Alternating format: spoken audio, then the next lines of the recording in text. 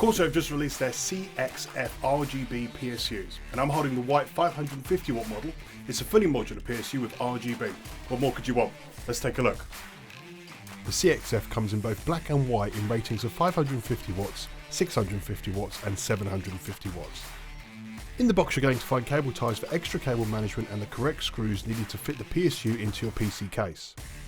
There is the standard power cable for your region included, manual, PSU and the modular cables too.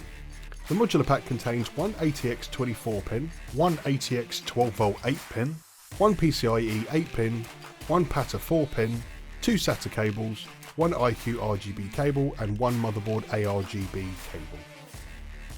The Corsair CX550F RGB fully modular series is rated at 80+ bronze, giving you 88% power efficiency.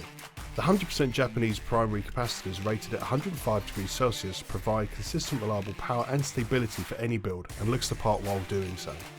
The included RGB lights up the internals of your PC with 8 addressable RGB LEDs via switch. The PSU is also compatible with the Corsair iCUE RGB lighting controller, which is sold separately, or you can use your motherboard's built-in ARGB control with the included adapter cable. The CX550 RGB has a 120mm RGB fan with a dedicated fan curve to keep thermals in check and also reduce fan noise levels at low power draw. As this is a modular PSU, you don't have to use all the included cables to give your build that sleek cable managed look. Make sure when choosing whether to go with a 550 watt, 650 watt or 750 watt in your build to take into account the power needs of your CPU and GPU. It's always best to get more than you need so you have the headroom for overclocking and future upgrades. Today's CPUs and GPUs are starting to get more power hungry again as performance is skyrocketing at the moment.